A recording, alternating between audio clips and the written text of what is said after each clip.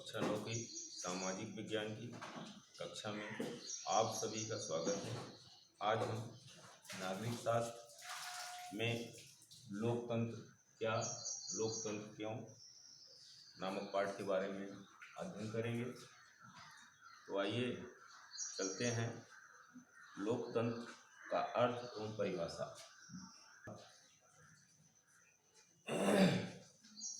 एवं परिभाषा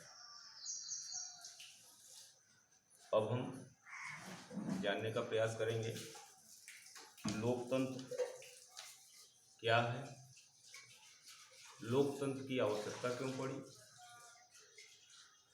लोकतंत्र एक ऐसी व्यवस्था है जिसमें शासन के कार्य जनता के द्वारा और जनता के लिए किया जाता है।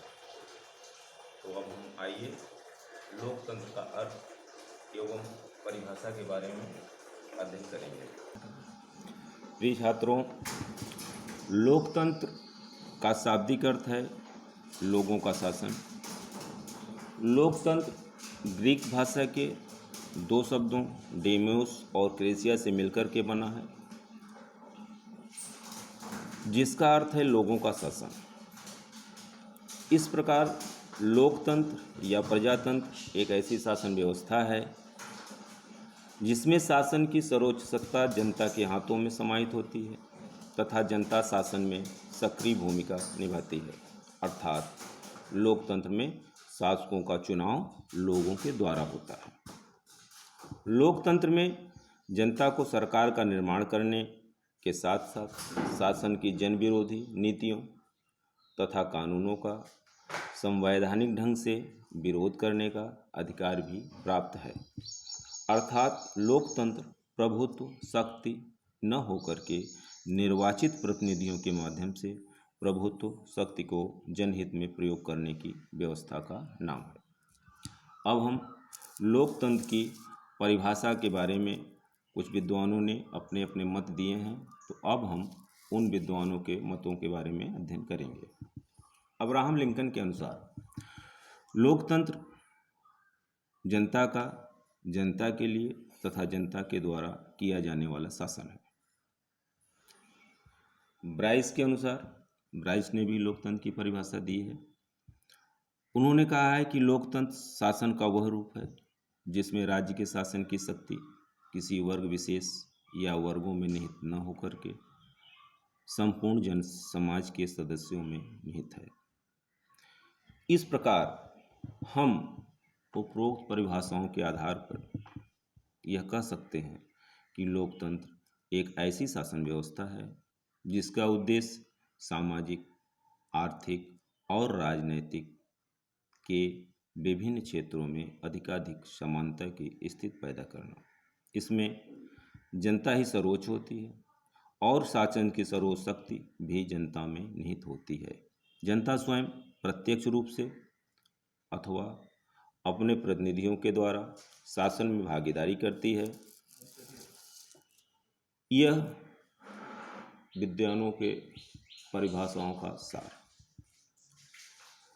अब लोकतंत्र के उद्देश्य क्या हैं, वो हमारे किस उद्देश्यों की पूर्ति करती है। लोकतंत्र के उद्देश्य निम्नलिखित हैं। लोकतंत्र का मुख्य उद्देश्य संपूर्ण जनता की राजनीतिक, आर्थिक और सामाजिक प्रगति है। लोकतंत्र के अन्य उद्देश्य, लोकतंत्र समानता के सिद्धांत पर बल देता है। अर्थात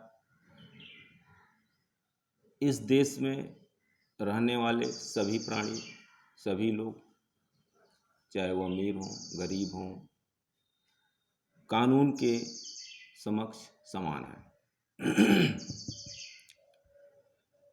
तीसरे उद्देश्य के अंतर्गत लोकतंत्र का उद्देश्य सरकार चलाने के लिए जनता द्वारा योग्य प्रतिनिधियों का चुनाव। अर्थात लोकतंत्र में जनता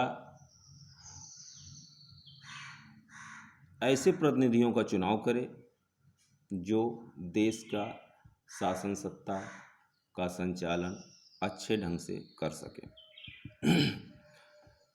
छात्रों, लोकतंत्र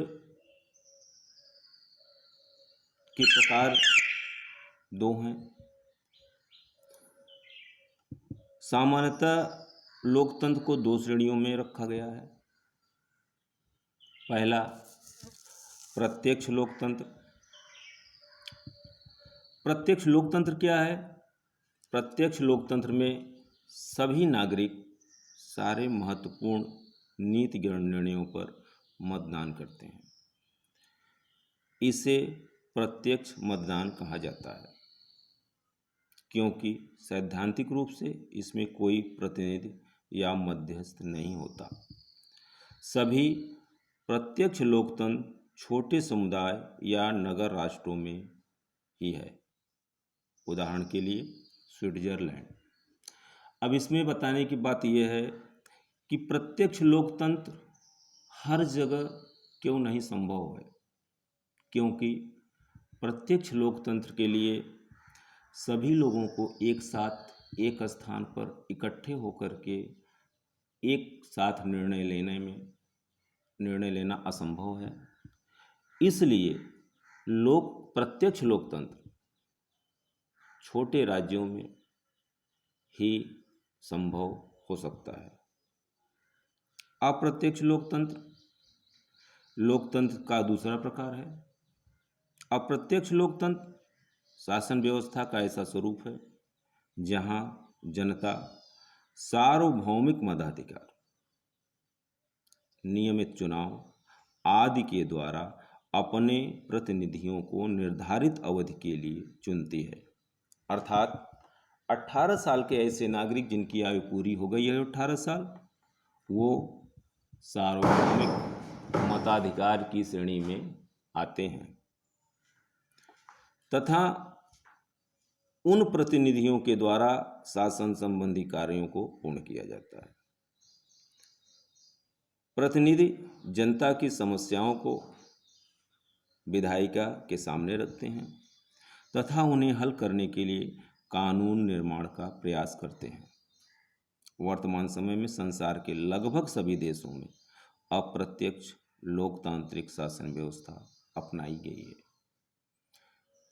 तो प्रिय छात्रों, यह विषय लोकतंत्र का अर्थ, परिभाषा, उद्देश्य को पूरा करते हुए उनके प्रकारों के बारे में अध्ययन किया गया। हमें उम्मीद है कि इसे आप सभी लोग अच्छे ढंग से तैयार करेंगे और फिर अगले वीडियो में इसके अगले भाग के बारे में अध्ययन किया जाएगा। धन्यवाद।